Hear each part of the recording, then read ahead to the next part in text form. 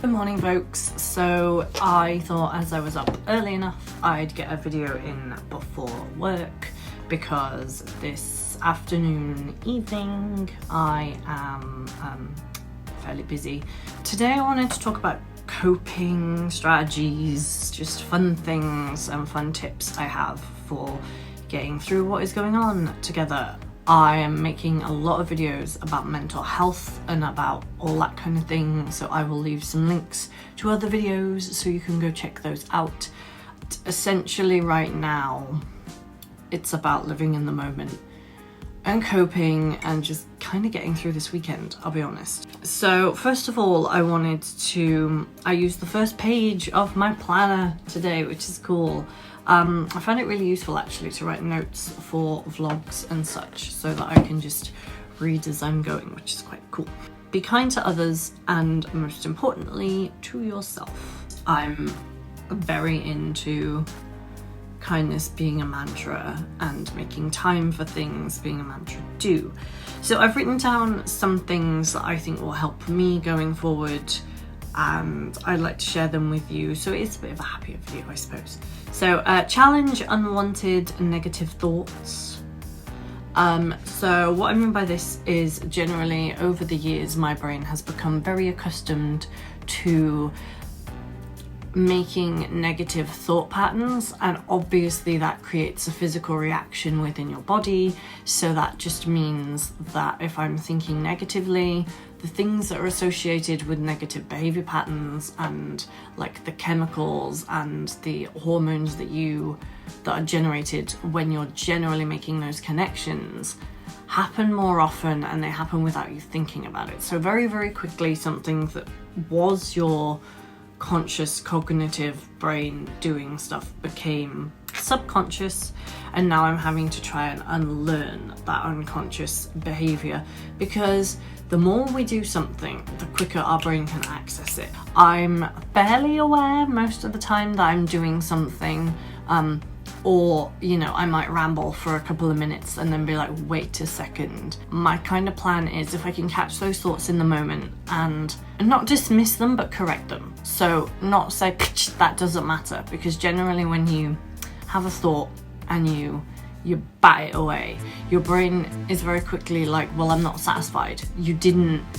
acknowledge that thought, you didn't do anything with that thought, so here it is again. And that happens so much, like particularly when people say don't worry about it, it's like, but you need to acknowledge it. You don't necessarily need to there and then be like, I need to have a solution and I need to sort this problem out, but I need to acknowledge it and I need to say, yes, I hear that. I will schedule this for worry time if you do a worry time sort of thing.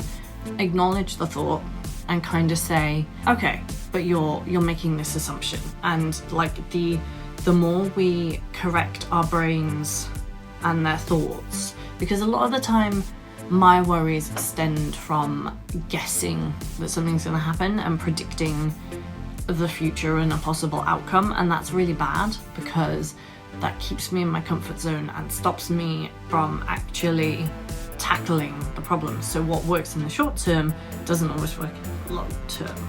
Cool. Next one. Avoid unhelpful media and media overload.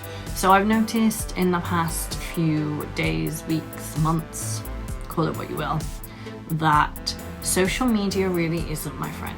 And I'm not talking about making YouTube videos because first of all, not many of you see them anyway, and second of all, I really enjoy doing this and I don't feel like I constantly have a community that is like, and if you were, you'd be really supportive. So maybe thanks future people for being so nice and supportive, but for now, yeah, I have like 5 subscribers and I'm happy.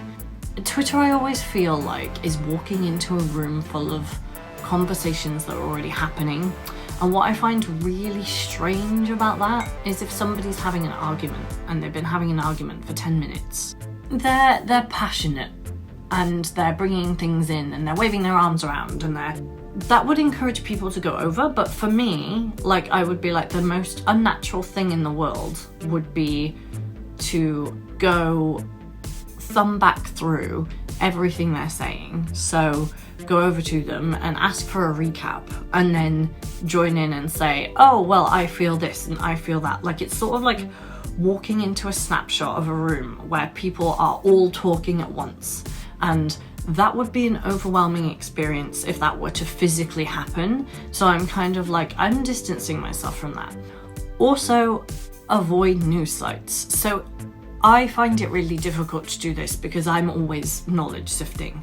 If I don't learn like a new fact or a new thing at least once a day, then I feel like I'm letting my brain go to waste. So for me, logging on to stuff like BBC News to have a look at what's happening is kind of dangerous because I'm quite sensitive to negative images, negative articles, and the news is heavily negatively biased. So it's always going to report on the big things that are happening, and it's always going to want you to know about those because it's a sensationalist media. It's what the news do. To keep their audience captivated and their numbers up, they have to report on every single bad thing that is happening in the world because, let's be honest, our brains tend to focus more on that than they do on the good. There's plenty of heartwarming, good stories online, I'm sure, but for me, like, I know when I go on to the news, I know that I'm going to look at coronavirus articles, and I know those coronavirus articles right now are gonna be bad. Like, they're gonna be rubbish because the numbers are still going up, and numbers globally is still going up, and cases and deaths and all of that kind of stuff is still going on. And yet I look for it anyway. So I'm almost seeking like that negative energy. And then when I find it, I'm surprised that I'm worried and I'm panicked, and then I'll click on something else, and every little bit of hope that I have, I find a news article for. So I'm trying to legitimize, and well, I'm trying to be logical about that and get some reassurance. If I don't get that reassurance, all of a sudden that system is broken, and that is something I need to fix.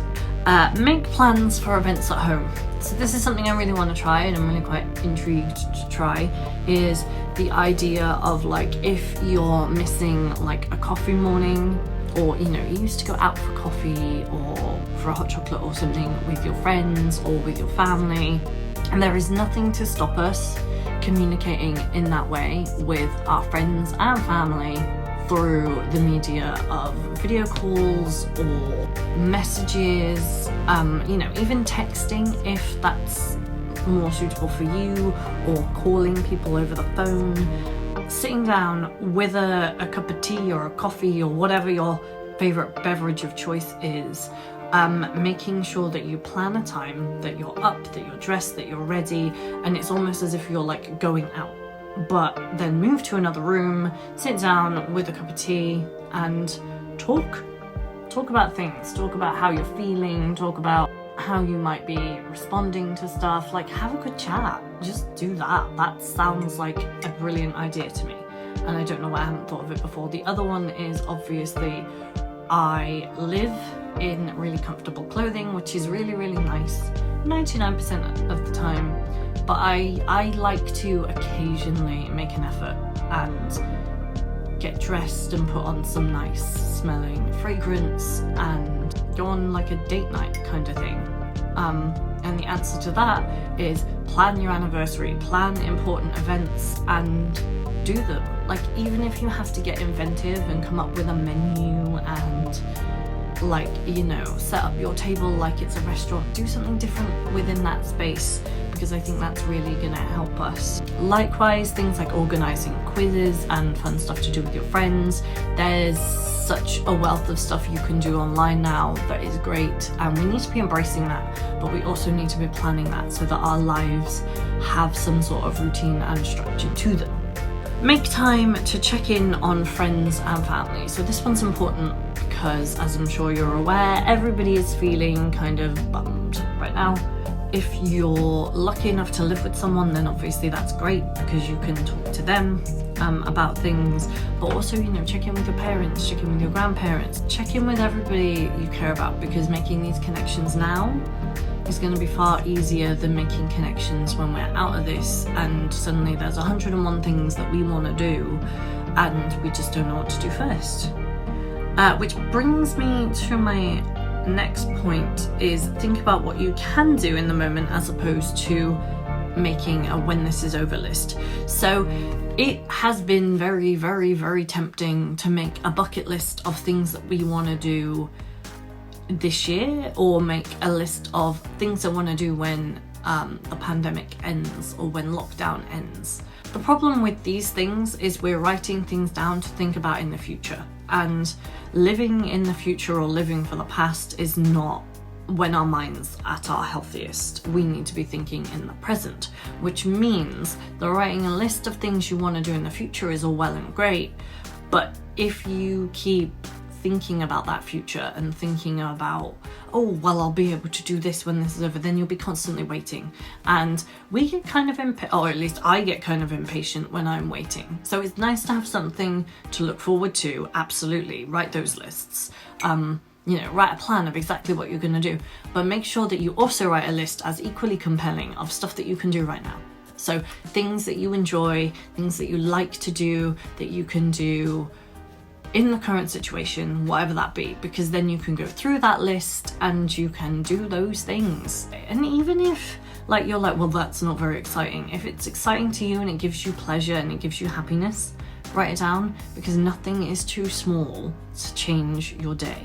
Take time to engage all your senses in a positive memory or experience. So this one for me comes from CBT stuff, so cognitive behavioral therapy, which a lot of apps that deal with anxiety, mindfulness, depression, mental health and making it better, use a lot of techniques from cognitive behavioral therapy. One of those things to do to ground you in the present moment are to engage your senses in something. And I find this so much more helpful than just being mindful, because often I drift into other spaces and other daydreams, and it just helps me concrete where I am and calm down and come to a place where I am present.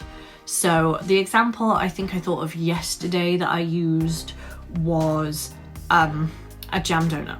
So I really like the smell, and I can definitely taste, feel what that sensation is like to taste a jam donut.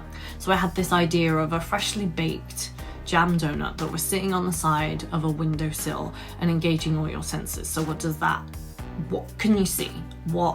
Describe that scene to me, describe where it is, describe your windowsill if you want to, with the steam rising and the donut and the powdered sugar. What does that taste like? Is it raspberry? Is it strawberry? What's your favorite kind of donut? Is it actually chocolate covered? Is it not jam filled at all?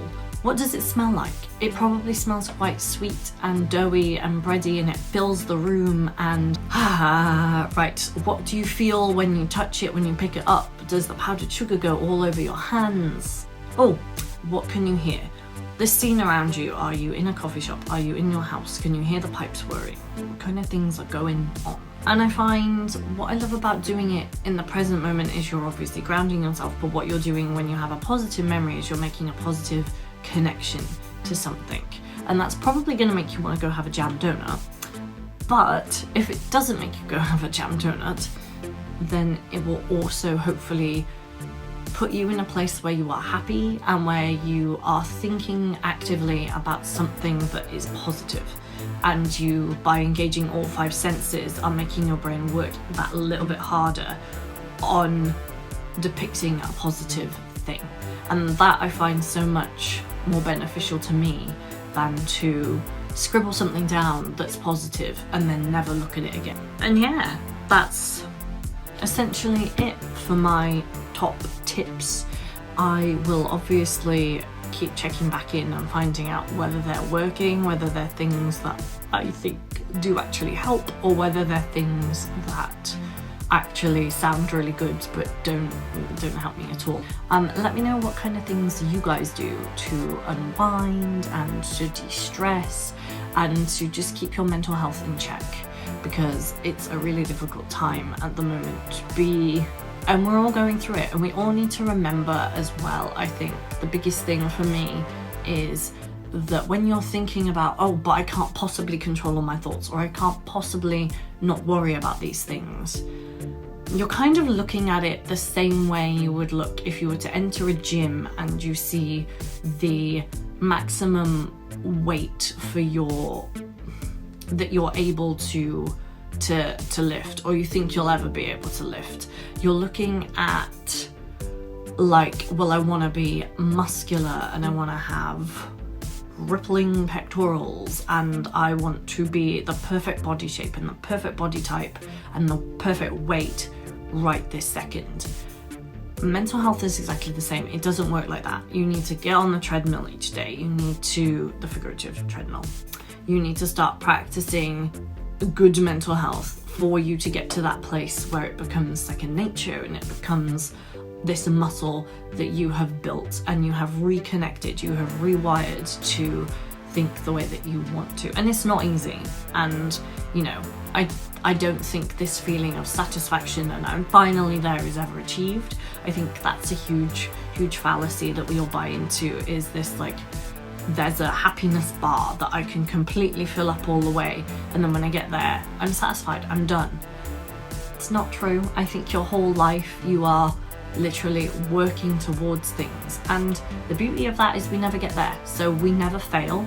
Please do keep me posted on what you want to hear me talk about. Like, I know that mental health isn't going to be something that everybody wants me to talk about all the time, particularly if you are suffering and you're finding this really hard. Then maybe being bombarded with videos about it isn't best for everyone. I don't know. It's certainly helping me right now. If there's other things that you do want to see me talk about, I will gladly do it. So please leave a comment or message me or find me somehow. I will still be on Instagram, and yeah, I will see you later. Bye.